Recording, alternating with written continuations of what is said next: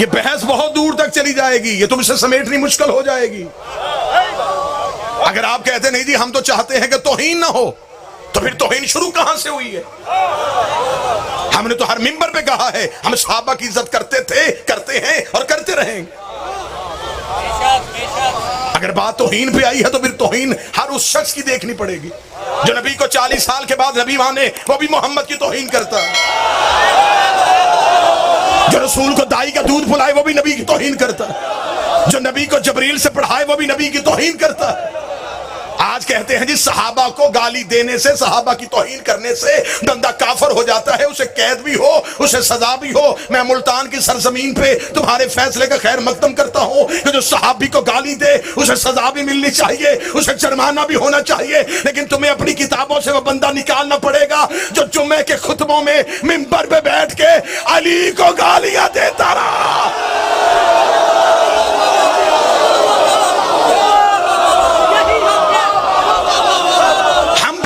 नहीं,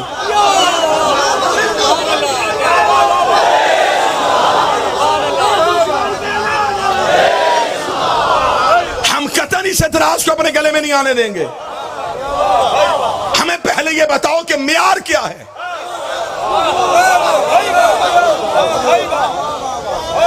जो मदीने से निकले वो भी सहाबी, जो निकाले।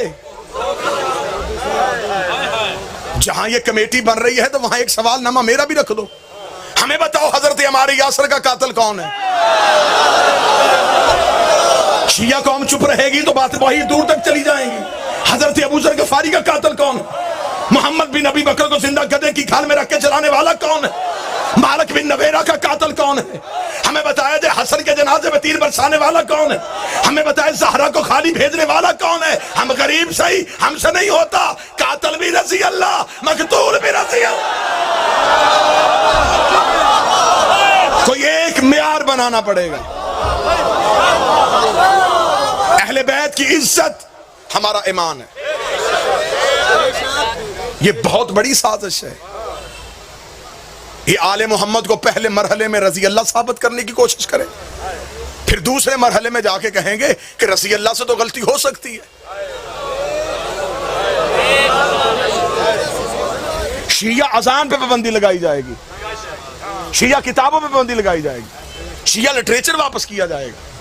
लिहाजा हम अपनी जिंदगी में यह जुल्म नहीं होने देंगे। हम जिसे आप मानना चाहते हैं आप माने, लेकिन अहले बैत के साथ हम कतअन कोई ज्यादती बर्दाश्त नहीं करेंगे। जो जन्नत में जाए, जो जन्नत में जाए, तो जो मेरी तरफ मैं बिल्कुल खत्म करना, जो जन्नत में जाए वो भी रज़ी अल्लाह, जो लेके जाए वो भी रज़ी अल्लाह। सहाबा की इज्जत है, आले मोहम्मद की अताअत है। आप बिल पास करें, बिल पास करें तो ये बिल आपके गले में पड़ जाएगा। सहाबा को नाम मानने से बंदा काफिर हो जाता है, फिर उन सहाबा का क्या करोगे जो आपस में एक दूसरे को नहीं मानते थे?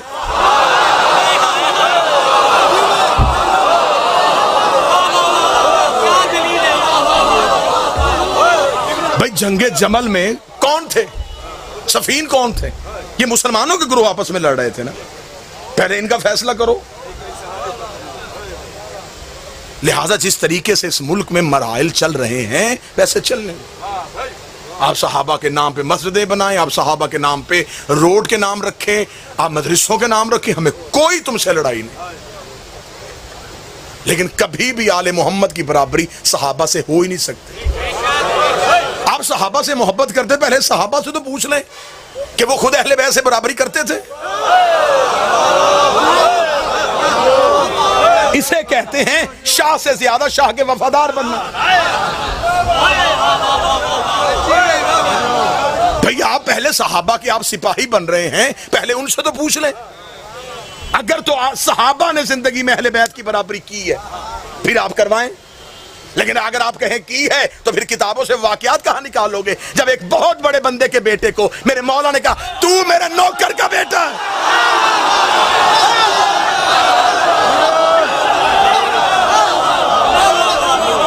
तू तो मेरे गुलाम का बेटा। उसने घर जाके कहा था बाबा तख्त हमारे पास, हुकूमत हमारे पास, ये कच्ची हवेलियों में रहने वाले सैयद हमें नौकरों के बेटे कह रहे हैं। बाप ने कहा यकीन है, कहने वाला हसन ही था। ये वाकया किसी शिया किताब में नहीं लिखा। हाँ, को गलत फहमी ना बढ़े कि शायद ये शिया किताब में कोई वाकया नहीं है। ये अहले सुन्नत भाइयों के यहाँ है।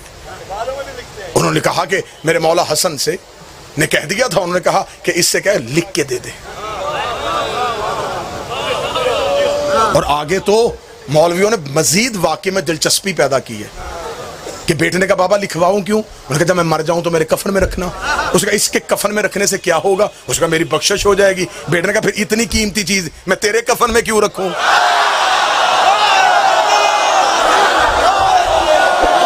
जब बख्शिश ही होनी है तो फिर मैं अपने कफन में रख लेता।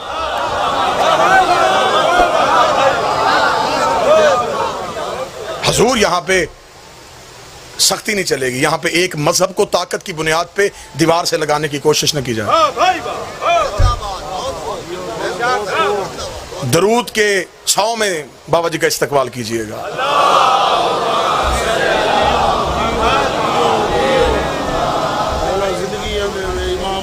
बिस्मिल्लाह बाबा जी, इजाजत सरकार। अल्लाहुम्मा सल्ली अला मुहम्मद।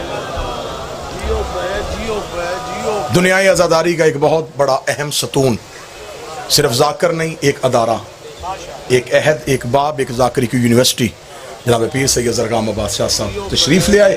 उनकी शमूलियत मेरी करारदाद की नुमाइंदगी भी होगी और इनकी दुआ भी होगी। मैं बार बार ये लफ्ज़ रिपीट कर रहा हूँ, लंगा हाउस में हम इस मुल्क में फ़िरकावारियत नहीं चाहते, क्योंकि हम इस मुल्क में किराएदार नहीं, हम बानी हैं।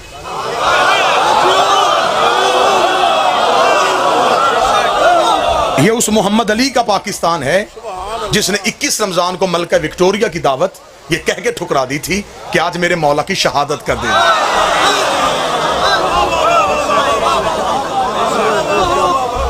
ये उस मोहम्मद अली का मुल्क है। आज भी लाहौर के म्यूजियम में जाके देखो, जहां उसके जनाजे की तस्वीर है, उसके जनाजे के आगे 2 अलम है, ऊपर पंजे का निशान है। वो मोहम्मद अली जना, उसका मजहब शिया था, उसका निकाह शिया कीदे पे पढ़ा गया, उसका जनाजा शिया कीदे पे पढ़ा गया। वो जिसने सबसे पहले दौलत पाकिस्तान के खजाने में जमा करवाई थी, वो राजा साहब महमूदाबाद, उनका मजहब शिया था, वो हुसैनी था। इस मुल्क में दौलत भी हमारी लगी है, मेहनत भी हमारी लगी है। बस मेरी अपील थी, मैंने रूटीन से हट के सिर्फ ये अपील इसलिए करनी थी, ये असर हाजिर का तकाजा है। लेकिन मैं कौम से भी ये अपील करूंगा कि जब घर के अंदर भाइयों के आपस में इख्तलाफात हों, जब दुश्मन बाहर गली में आए तो फिर अंदर की लड़ाइयां नहीं लड़ते। दरवाजा खोल के पहले बाहर के दुश्मन का जवाब दिया जाता है। ठीक है, हमारे फरूही इख्तलाफात होंगे, हमारे नजरियाती इख्तलाफात होंगे, हमारे अकायद में इख्तलाफात होंगे, तो ये जो हमला हुआ है ये हमारे फरूही इख्तलाफात पे नहीं हुआ, हमारे मजहब की असास पे हमला हुआ। लिहाजा इस पे मैं कौम से यकजहती की भी अपील करूंगा कि अपने अंदरूनी इख्तलाफात को ख़त्म करते हुए एक मजबूत कौम बन के, मजमा बन के नहीं, रश बन के नहीं, एक जम्मे गफीर बन के नहीं,